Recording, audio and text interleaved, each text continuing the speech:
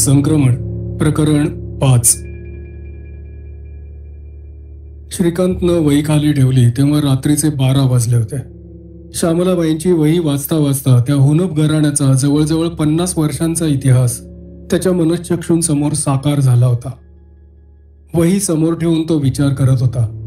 या कहाणीवर त्याचा विश्वास बसो वा न बसो, घटना घडल्या होत्या हे निर्विवाद होतं.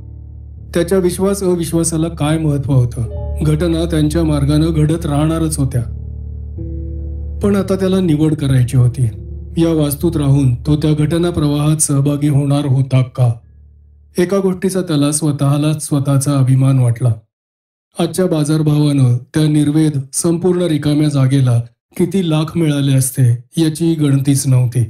पण तो विचारही त्याच्या मनाला शिवला नव्हता. ज्या जिद्दीनं धैर्यानं त्या एकाकी श्यामलाबाईंनी त्या कदाचित झपाटलेल्या वास्तूत शेवटची वर्ष काढली, त्यानं त्याच्या मनाची विलक्षण पकड घेतली होती. मग तो काय भेदरटासारखा मागे सरणार होता? पुरुषासारखा पुरुष असूनही जग त्याला दोष देणार नव्हतं, पण जगाला काहीच माहीत नव्हतं. पण त्याला सर्व समजलं होतं. तो आरशासमोर उभा राहून स्वतःच्या नजरेला नजर देऊ शकणार होता का? अर्थात या प्रश्नांवर विचार करण्याची ही वेळ नव्हती आणि त्याची इतकी निकडही नव्हती. आत्ताच्या क्षणी घटना एका पठारावर, एका प्लाटूवर आल्या होत्या. सध्या तशाच अवस्थेत राहणार होत्या. तो आपला निर्णय सावकाश घेऊ शकत होता. झोपण्यासाठी तो आडवा झाला खरा, पण त्या श्यामलाबाई, त्यांचे ते यजमान दिनकरराव, मग त्यांचे आई वडील अनंतराव, मनोरमाबाई यांचे विचार मनात येणं अपरिहार्य होतं. त्याच्यासाठी श्यामलाबाईंची आत्मकहाणी म्हणजे काही एक मनोरंजक अद्भुत कथा नव्हती. तो स्वतः त्यात गुंतलेला होता. झोप लागल्यावरही आत कुठेतरी खोलवर हे विचार चालूच असणार आणि जागतेपणी त्यास न आठवलेल्या किंवा त्यानं जाणून बुजून दूर ठेवलेल्या श्रुत स्मृत कल्पित अनुभवांची त्यात भर पडत असणार. नवल नाही, निद्रिस्त मनासमोर स्वप्न तरळत आली. मनोरमा सदनला त्यानं 2 भेटी दिल्या होत्या. आता तो वरच्या मजल्यावरच्या मधल्या मोठ्या खोलीत उभा होता. प्रकाश कोठून येत होता त्याला सांगता आलं नसतं, पण सर्व काही दिसत होतं. समोरचा तो मण्यांचा पडदा दिसत होता. स्पष्ट आणि स्वच्छ नाही, पण दिसत होतं. खोलीच्या मध्यभागी त्या लहान टिपॉयभोवतीच्या 4 जुन्या तुटक्या वेतांच्या आरामखुर्च्या आता रिकाम्या नव्हत्या. त्यांच्यातून कोणी बसलं होतं. केवळ छायाकृतीच दिसत होत्या, पण वाटत होतं 2 पुरुष असावेत, 2 स्त्रिया असाव्यात. आधी वाटलं की ते सगळे निश्चल आहेत, पण नाही. त्यांच्या लहानशा हालचाली होत होत्या. चेहरे एकमेकांकडे वळत होते, माना हलत होत्या. एखाद्या गोष्टीला होकार देण्यासाठी हलाव्यात तशा खाली वर, आणि मधल्या टेबलावरचे पंजे सावकाश सावकाश मागे पुढे होत होते. वरच्या माळ्याकडे जाणाऱ्या जिन्याच्या पायथ्याशी तो उभा होता. वर पाहत होता. वरचा प्रकाश आणखी अंधुक होता, पण माळ्याच्या सपाट जमिनीवरून कोणीतरी दोघं वाकून वाकून खाली त्याच्याकडे पाहत होते. केवळ 2 छायाकृतीच, पण वाटत होतं एवढ्यात ते काहीतरी बोलतील, आणि त्याचीच त्याला भीती वाटत होती. त्याला ते आवाज अजिबात ऐकायचे नव्हते. त्याचीच त्यास भीती वाटत होती. त्याला ते आवाज अजिबात ऐकायचे नव्हते. आणखी काही पडछाया असतील, पण त्या तो विसरून गेला होता. ही 2च तेवढी त्याच्या ध्यानात राहिली होती.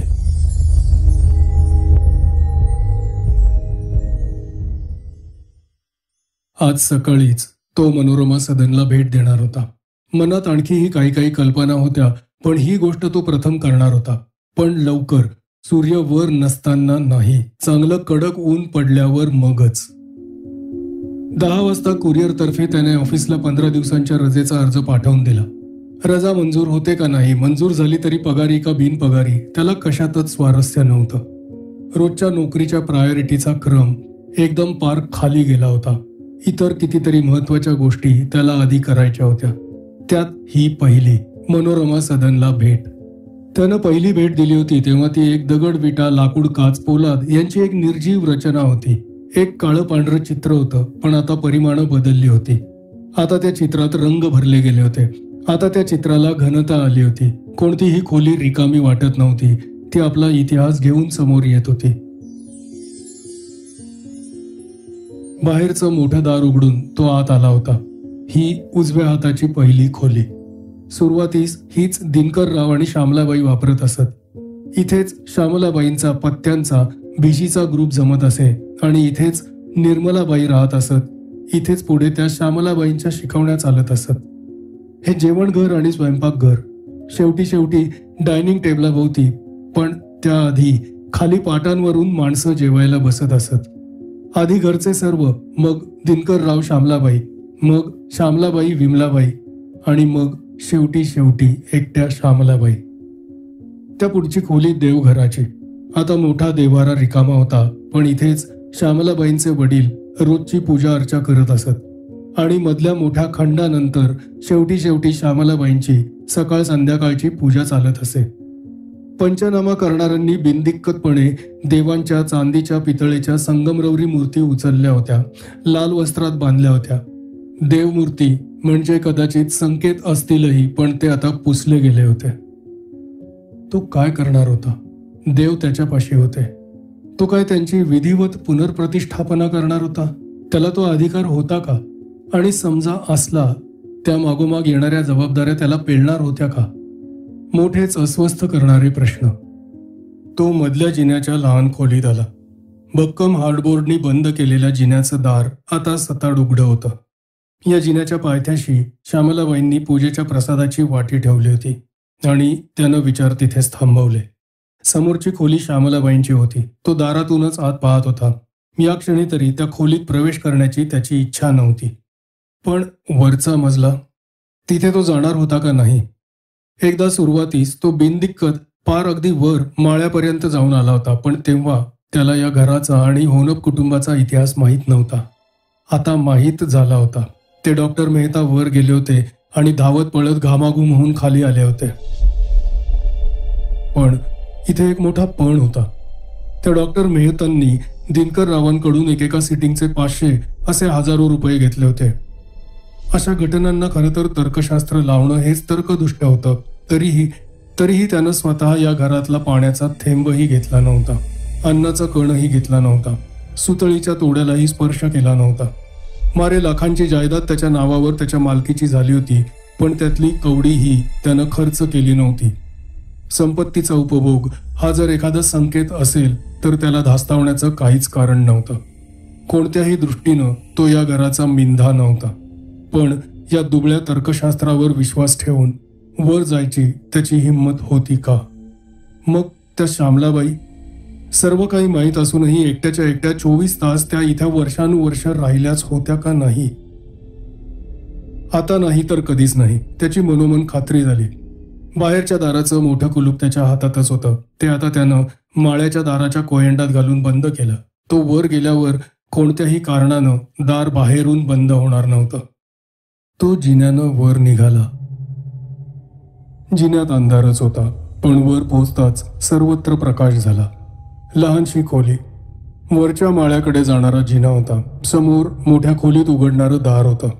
खाली मोझॅकची टाईल होती. तो दारातून मधल्या खोलीत आला. समोर दर्शनी भागावरची खिडकी होती. आता सकाळच्या वेळी सर्वत्र लख्ख प्रकाश पडला होता. दोन्ही बाजूंना 2-2 दारं होती. आता नुसती लोटून ठेवलेली होती. उजवीकडच्या खोल्या, त्यांच्यातून त्या विद्यार्थिनी राहत होत्या. एकेका खोलीचं दार उघडून त्यानं आत अगदी ओझरती नजर टाकली. रिकाम्या बिनवापरातल्या साध्या खोल्या.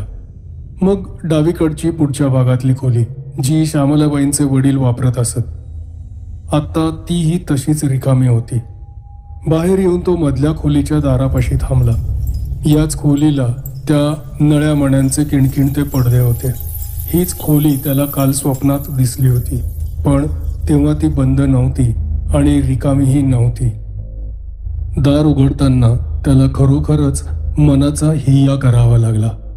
आत प्रकाश कमी होता, असणारच. अजूनही दारा खिडक्यांना ते किणकिणते पडदे होतेच. तेच ते मधलं गोल मेज आणि त्याच्या भोवतीच्या त्या तुटक्या वेताच्या खुर्च्या. दिवा लावला तर मेजावरच्या धुळीवर कदाचित अजूनही त्याला तेच फराटे दिसतील. पण या क्षणी पाहिलं तेवढं पुरेसं होतं. त्यानं दार लोटून घेतलं. जिन्याच्या लहानशा खोलीत माळ्याकडे जाणाऱ्या जिन्याच्या पायथ्याशी तो उभा होता. पण आता त्यानं निर्णय घ्यायला 5-7 सेकंदांपेक्षा जास्त वेळ घेतला नाही. इथे काही विलक्षण असलंच, रोजच्या जगापेक्षा काही वेगळं असलंच तर त्यांना विभागणारी रेषा त्यानं केव्हाच ओलांडली होती. त्या मार्गावर पाऊल तर टाकलंच होतं. आता 4-2 अधिक टाकल्यानं काहीच फरक पडणार नव्हता. कमिटमेंट तर झालीच होती. जिन्यानं तो सावकाश सावकाश वर गेला. 5-7 पायऱ्या चढताच त्याचं डोकं माळ्याच्या जमिनीच्या वर आलं. वर दोन्ही बाजूंना उतरत जाणारं कौलारू छप्पर, खाली दोन्ही त्रिकोणी भिंतींपर्यंत पसरत गेलेली धुळीनं माखलेली जमीन, आणि जमिनीवरच्या धुळीवर तेच ते पहिल्या भेटीत पाहिलेले जाड जाड फराटे, जणू काही पुरे. त्यानं मनाशी ठरवलं आणि त्याच पावली तो तसाच खाली आला. खालच्या दारातलं कुलूप काढून त्या जिन्यानं तळमजल्यावर आला आणि बाहेरच्या म्हणजे श्यामलाबाईंच्या बैठकीच्या खोलीत खुर्चीवर बसला. आता पुढे काय करायचं याचा काहीतरी विचार आवश्यक होता. आपण हा विचार करत आहोत, यातच पुढे आपण काहीतरी करणार आहोत हे गृहीत धरलेलं हे तो क्षणभर विसरूनच गेला होता. श्यामलाबाईंच्या आत्मकथनात 2 नावं आली होती. सुरुवातीस ते कोणी महाराज आणि नंतर ते डॉक्टर मेहता. महत्वाची गोष्ट ही की या दोघांनाही घटनांमधला एक वेगळेपणा, एक अनैसर्गिकपणा जाणवला होता. त्या महाराजांना श्यामलाबाईंची हकीकत ऐकताच आणि त्या डॉक्टर मेहतांना प्रत्यक्ष अनुभवानं. या दोघांची तो भेट घेऊ शकत होता.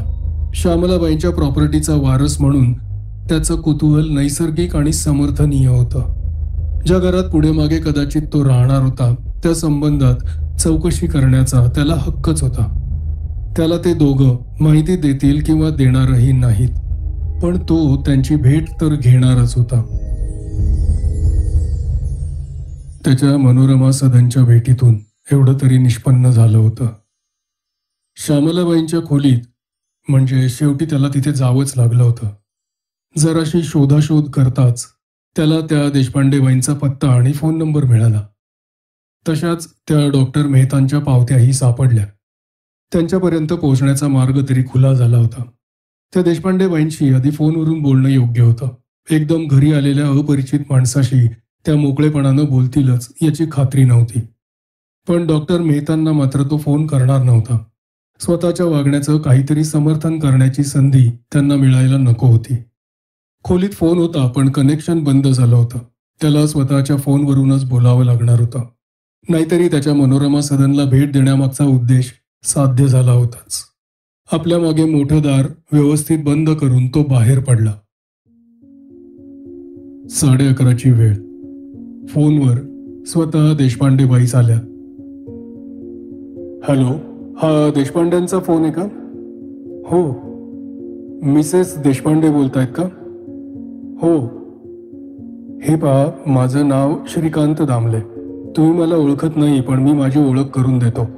श्यामलाबाई हुनप तुमच्या मैत्रिणींपैकी एक होत्या ना, म्हणजे पत्ते भिशी यांच्या ग्रुपमधल्या? हो होत्या, पण त्या आता मला माहिती आहे त्या बेपत्ता झाल्यात. त्यांच्या संबंधातच आपल्याशी मला जरा बोलायचं होतं. तुम्ही माझ्यासाठी काही वेळ काढून माझी भेट घ्याल का? त्यांना काही बोलू देण्याआधीच श्रीकांत म्हणाला, मला माहित आहे माझी मागणी तुम्हाला जरा संशयास्पद वाटेल, पण असं करा, तुमच्या घरातले तुमचे यजमान, तुमचे चिरंजीव किंवा आणखी कोणी असतील तर त्यांना तिथे हजर राहू द्या. माझी काहीही हरकत नाही. मला तुमचा फक्त 5-7 मिनिटांचा वेळ हवाय. यावर अर्थात देशपांडेबाई नकार देऊच शकल्या नाहीत. त्यांनी संध्याकाळी 5ची वेळ दिली. श्रीकांत घरून निघाला तो सरळ डॉक्टर मेहतांच्या बंगल्यावर पोहोचला. बरोबर त्यानं दिनकरराव आणि श्यामलाबाई यांचा एकत्रित काढलेला फोटो घेतला होता. श्यामलाबाईंनी केलेल्या वर्णनावरून त्यानं ओळखलं की स्वतः डॉक्टर मेहतांनीच दार उघडलंय. त्यांनी त्याला एकदम आत प्रवेश दिला नाही. दारातच उभं राहून त्यांनी जरा नाराजीच्या सुरात विचारलं, येस? काही न बोलता श्रीकांतनं होनप जोडप्याचा फोटो त्यांच्या समोर धरला. फोटोतल्या चेहऱ्यांची ओळख पटायला डॉक्टर मेहतांना 1-2 मिनिटच लागले. मला जरा आत येऊ द्याल डॉक्टर, प्लीज? जरा नाराजीनंच ते मागे सरत म्हणाले, या, आत या, पण तुमचं माझ्याकडे काय काम असावं मला कल्पना येत नाही. आत येऊन एका खुर्चीत बसत श्रीकांत म्हणाला, सांगतो ना. हातातल्या फोटोवर बोट आपटत तो म्हणाला, हे दिनकरराव होनप, या त्यांच्या पत्नी श्यामलाबाई होनप. हे दिनकरराव आपल्याकडे उपचारासाठी येत होते, बरोबर आहे? डॉक्टर मेहता उसळून काहीतरी बोलणार तेवढ्यात एक हात वर करून त्यांना चढवीत श्रीकांत म्हणाला, डॉक्टर, मी काही कोणी गुप्त पोलीस सीआयडीतला वगैरे नाही. मी काही खासगी डिटेक्टिव्ह नाही. या श्यामलाबाई होनप या काही महिन्यांपूर्वी अचानक बेपत्ता झाल्या. काय? डॉक्टर एकदम मोठ्यानं म्हणाले. हो, त्यांना कोणीही औरस वारस नव्हता. त्यांच्या इस्टेटीचा वारस शोधण्यासाठी जंग पछाडलं गेलं. शेवटी ते माझ्यापर्यंत पोहोचले. माझी आजी श्यामलाबाईंची मावस बहीण होती आणि त्यांच्या इस्टेटीचा मी एकमेव वारस ठरलो. तेव्हा माझा त्यांच्या इस्टेटीशी कागदपत्रांशी संबंध आला. त्यांच्या कागदपत्रात मला तुमच्या नावाच्या पावत्या सापडल्या. तुम्ही सायकियाट्रिस्ट, मानसोपचार तज्ज्ञ आणि श्यामलाबाईंचे यजमान दिनकरराव असेच 7 वर्षांपूर्वी अचानक बेपत्ता झाले. त्यांना कदाचित एखादा मानसिक विकार जडला असण्याची शक्यता वाटली, म्हणून मी तुमची भेट घेतली.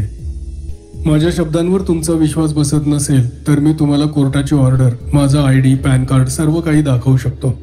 तर मग हे दिनकरराव उपचारासाठी तुमच्याकडे आले होते?